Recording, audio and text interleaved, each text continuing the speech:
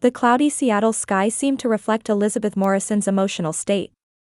Looking out the research facility window, she watched raindrops silently trailing down the glass, much like the tears on her cheeks. "Dr. Morrison, there's a call from your daughter's school," her colleague Mary peeked through the laboratory door, pulling Elizabeth back to reality.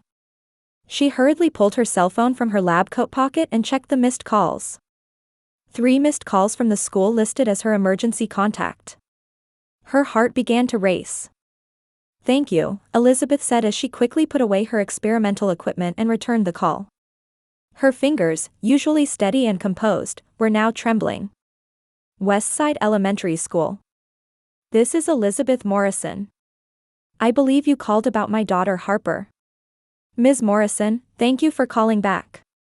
Your daughter collapsed suddenly during class. She's been taken to St. Mary's Hospital."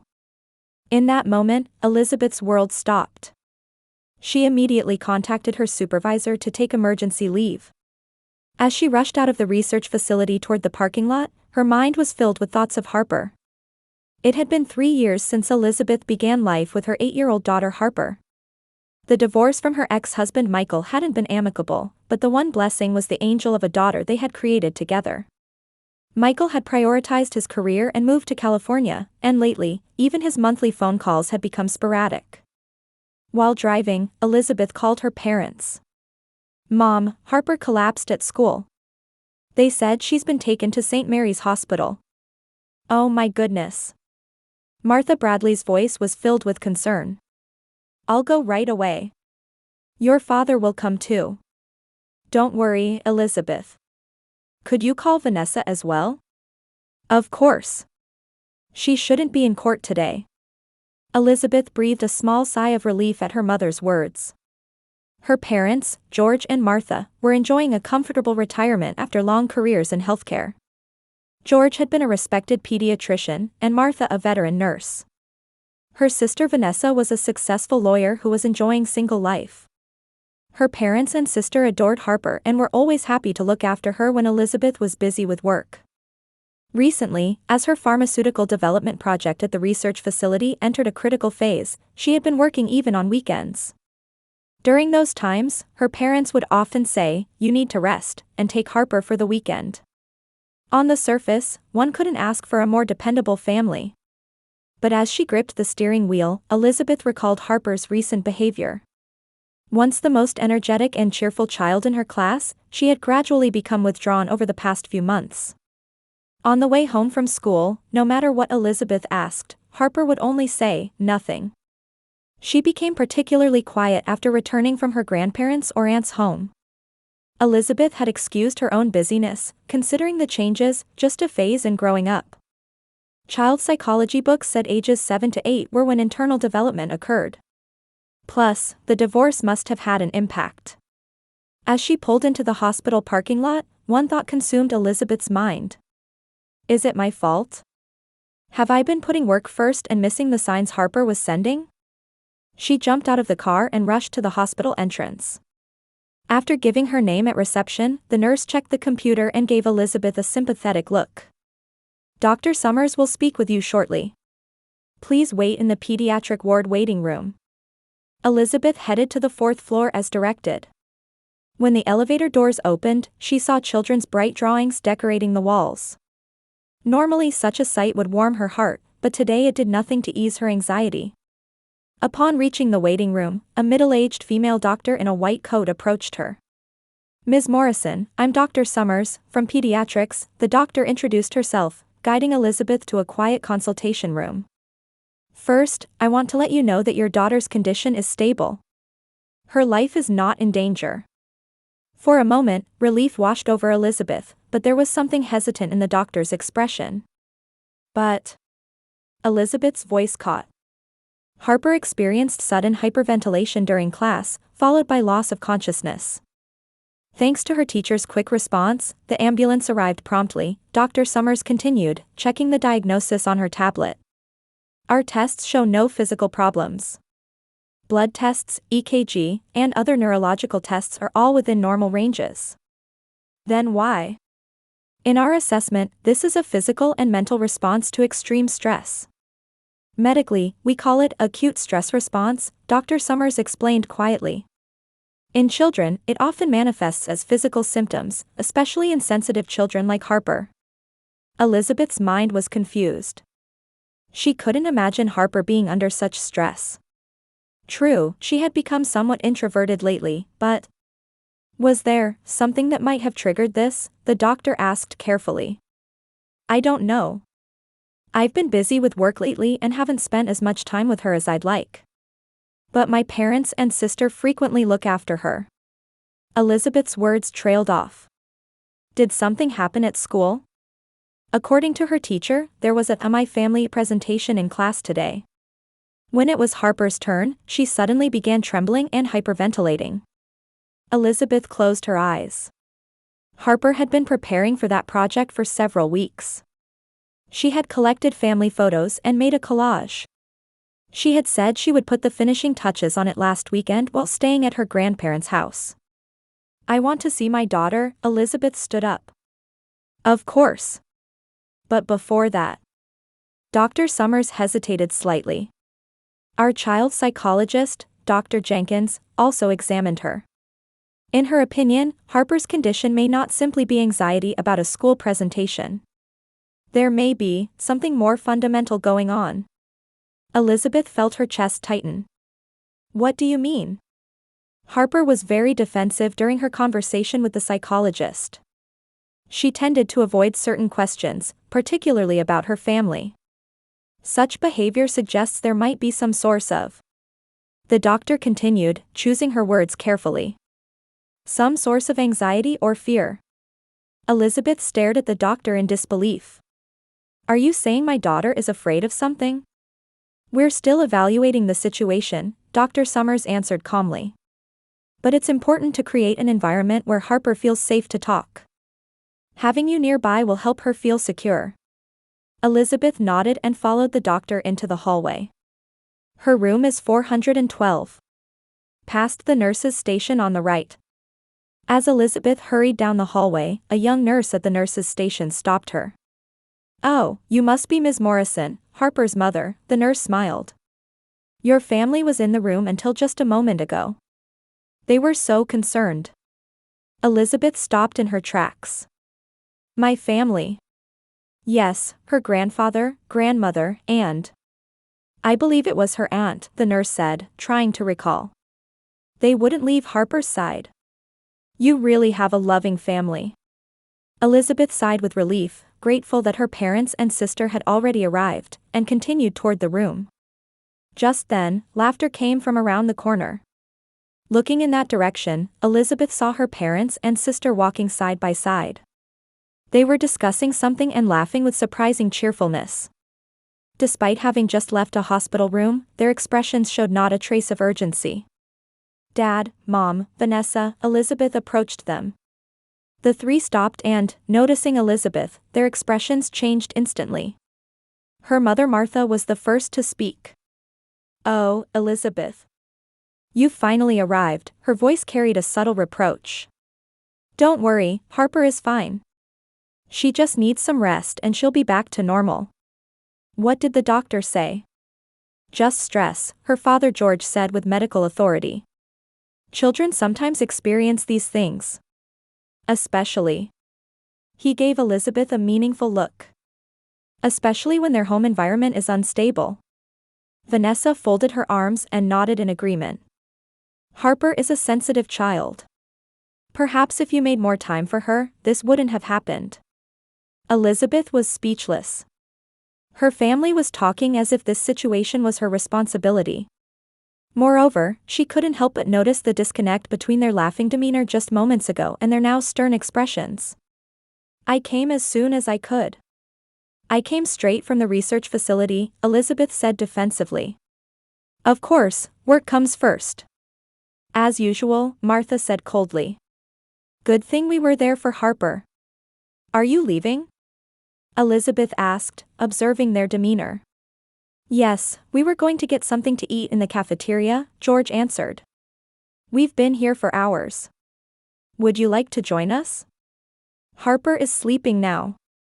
For some reason, they seemed to be trying to prevent Elizabeth from entering Harper's room. "No, I want to see my daughter," Elizabeth said firmly. The three exchanged glances. There was something in their look that Elizabeth couldn't quite read. "I see, of course," Martha stepped back. "We'll return later. Call us if anything happens." They headed toward the elevator, once again whispering among themselves as they left. Elizabeth was enveloped by a strange feeling. Something wasn't right. Her family's reaction didn't match the gravity of a child being rushed to the hospital. Suppressing the anxiety welling up inside her, Elizabeth approached room 412. She gently opened the door.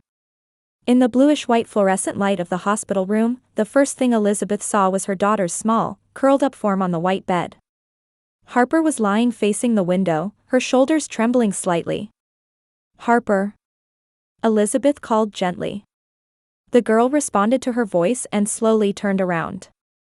Elizabeth's heart clenched. Harper's face was wet with tears, and her eyes were wide with fear. It was as if all the light had disappeared from her once bright blue eyes. "Mommy." Harper's voice was hoarse and barely audible. "You came." The mixture of anxiety and relief in that question stabbed at Elizabeth's heart. It was as if Harper had been afraid she might not come. "Of course, honey," Elizabeth rushed to the bed and took hold of her daughter's cold hand. "Mommy's here. Everything's going to be all right." Tears welled up in Harper's eyes. She tried to speak but began trembling again. "What's wrong? Does something hurt?" Elizabeth placed her hand on her daughter's forehead to check for fever. Harper shook her head. "It doesn't hurt." "What happened?" "I heard you felt sick at school." Harper stared into her mother's eyes, then suddenly averted her gaze. There was a fear in those eyes that no child should possess. "The presentation," she finally managed to say. It was the family presentation. Elizabeth sat in the chair beside the bed, gently stroking her daughter's hand. "The one you were preparing for. You said you were going to put the finishing touches on it at Grandma and Grandpa's house." At those words, Harper's body stiffened. She began to tremble violently again, alarming Elizabeth. "Harper? Are you all right?" "They told me not to look," Harper suddenly cried out. Don't tell anyone." Confused, Elizabeth tried to understand her daughter's words. "What are you talking about? Who told you that?" Instead of answering, Harper pointed to the side table next to the bed. There lay her pink tablet, the one Elizabeth had bought her for the school project. The tablet. Elizabeth reached for it. "Were you told not to look at this?" Harper nodded slightly, quickly adding, "If I looked, Grandpa and Grandma would be angry. They said I'd never see you again." A chill ran down Elizabeth's spine. What had her parents told their granddaughter? She picked up the tablet. The lock screen displayed a smiling photo of Elizabeth and Harper taken at the park. "What's the password?" Elizabeth asked quietly. "Heart. Mom. Star. Cat." Harper answered, trembling. Elizabeth entered the password and opened the home screen. Nothing seemed unusual at first glance. There were just children's apps and a folder for school assignments. "What aren't you supposed to look at?" Elizabeth asked gently. Harper hesitantly opened her mouth. "Messages." Elizabeth opened the messaging app. There were exchanges between her and Harper, innocent conversations with a few classmates, and a massive number of messages from her parents and sister. The first ones dated back several months, with the most recent from yesterday. Elizabeth opened the first message.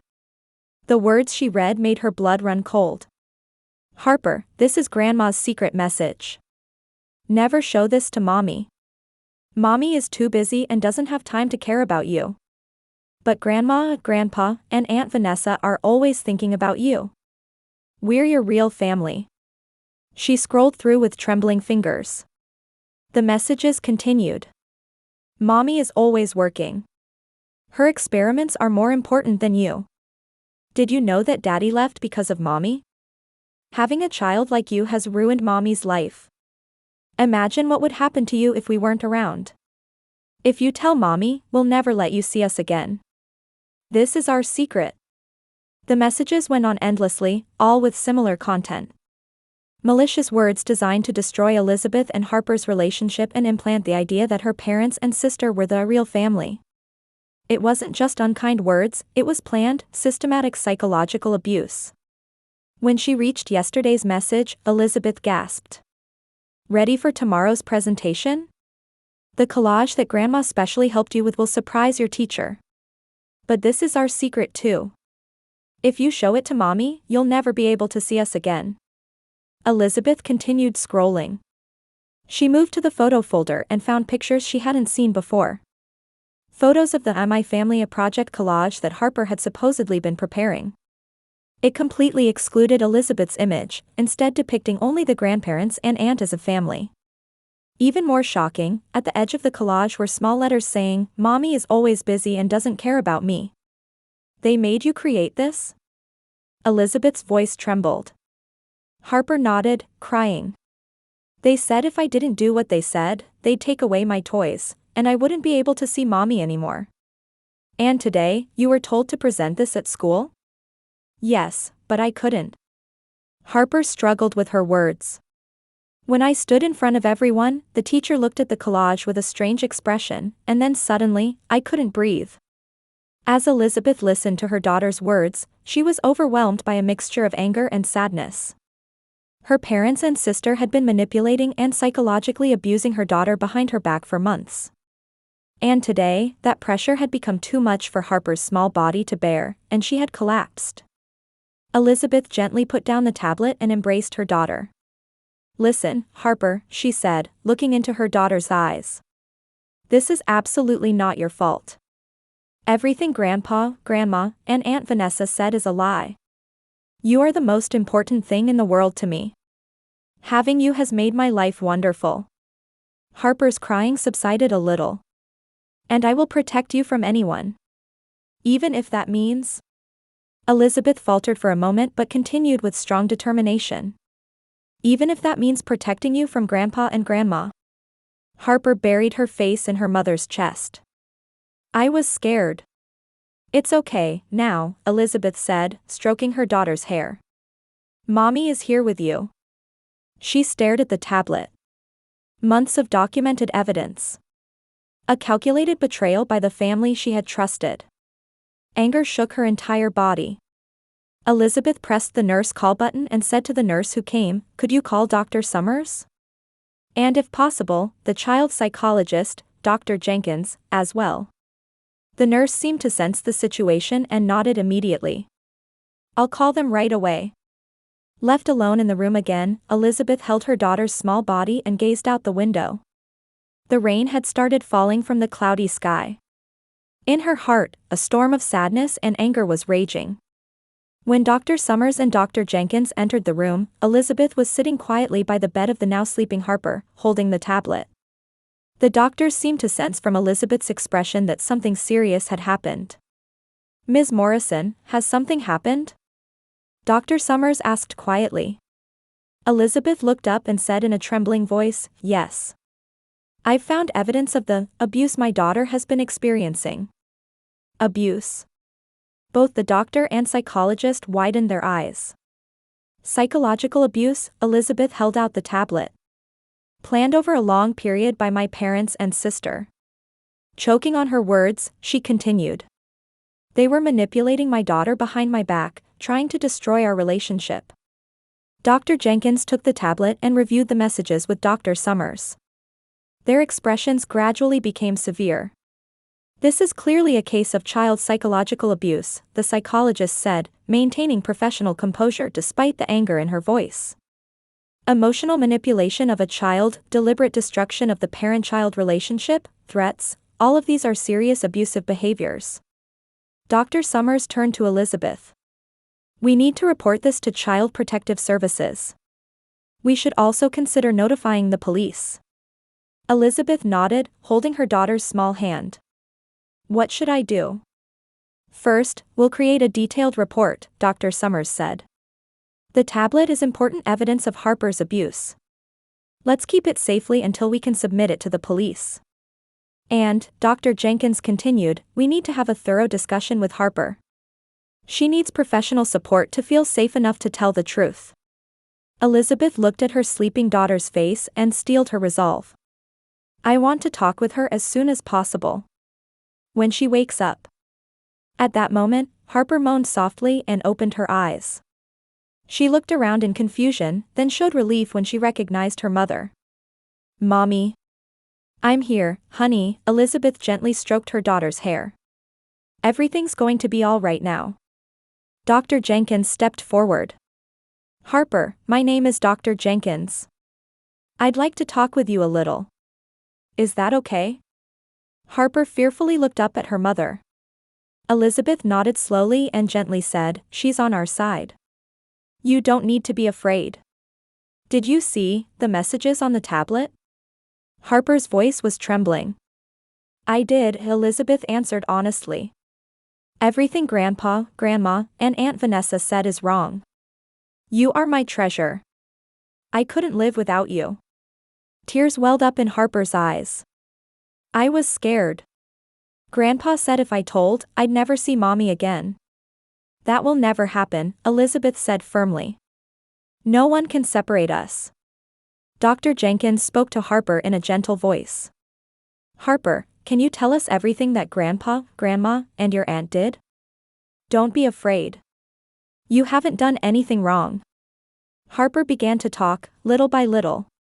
At first reluctantly, but gradually the words flowed more easily. She spoke about the indoctrination that took place every time she stayed at her grandparents' house, disguised as Mommy's secret, how she was taught that the real family was not Elizabeth but them, and how they had manipulated her school project. As she listened to the story, Elizabeth's heart felt like it would burst. She couldn't understand why the family she had trusted would try to separate her from Harper. Why they would do such a thing. Elizabeth murmured. Suddenly, the door to the room opened, and a nurse hurriedly entered. Ms. Morrison, I'm sorry. Your family has returned and appears to be heading to the room.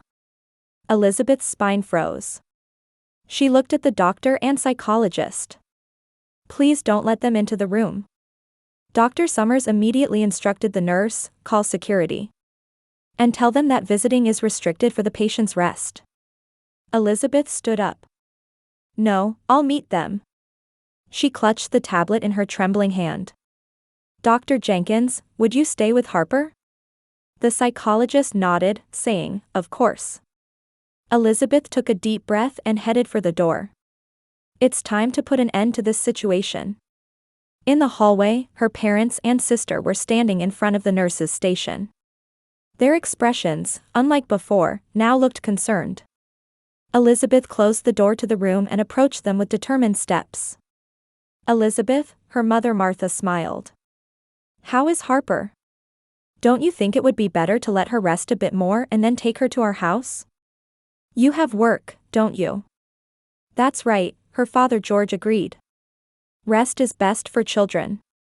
We'll take care of her, so you don't need to worry. Vanessa nodded. That's right. Your stress is affecting Harper. Don't you think it would be best to stay apart for a while? Elizabeth listened to their words, trying to maintain her composure. However, the gap between the evidence she had seen on the tablet and the false kindness she was hearing now fueled her anger. I've seen Harper's tablet, Elizabeth said quietly but firmly. The three expressions froze instantly. What are you talking about? George asked, but there was obvious tension in his voice. The abusive messages that you all have been sending to my daughter for months, Elizabeth held up the tablet. It's all here. Mommy cares more about work than you, your existence has ruined Mommy's life, we are your real family. What are these ugly words? The color drained from Martha's face. That's a misunderstanding. We were just. A misunderstanding? Elizabeth's voice grew slightly louder. There is no misunderstanding about threatening, manipulating, and trying to separate an 8-year-old child from her mother. Calm down, Vanessa said coolly, like the lawyer she was. You're exaggerating the situation. We were just trying to help Harper. Help, Elizabeth said incredulously. You psychologically abused my daughter until she collapsed at school. At that moment, security guards and police officers appeared in the hallway. Dr. Summers must have contacted them. What's going on? One of the officers asked. Elizabeth took a deep breath and explained the situation as calmly as possible. These people are my parents and sister. They have been psychologically abusing my daughter over a long period. The evidence is here. She handed the tablet to the officer. This is outrageous. George suddenly raised his voice. We are top-tier doctors and lawyers. Do you intend to believe such ridiculous claims? You're an unfit mother. Martha also exploded with anger. Can you imagine what would have happened to Harper without us? You're always working. At that moment, other patients and medical staff in the hallway turned to look. The true nature of the three was exposed in public.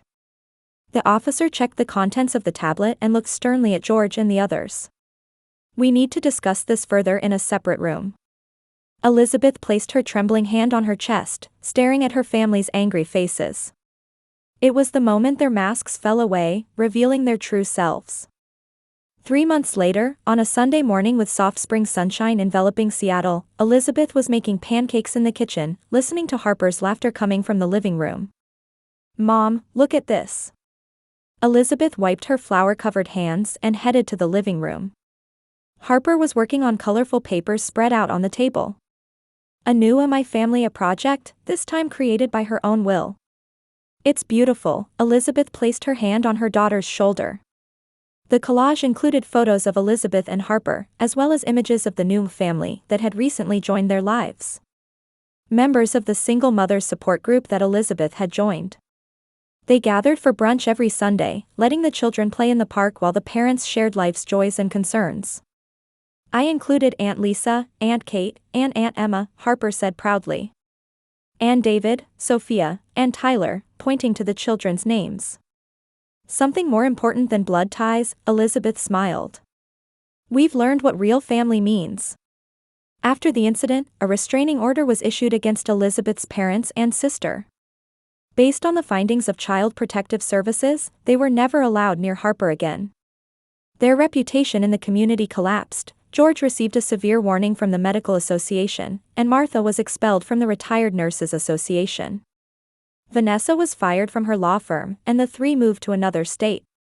The civil lawsuit Elizabeth had filed was still in progress, and they were facing the consequences of their years of possessiveness and control.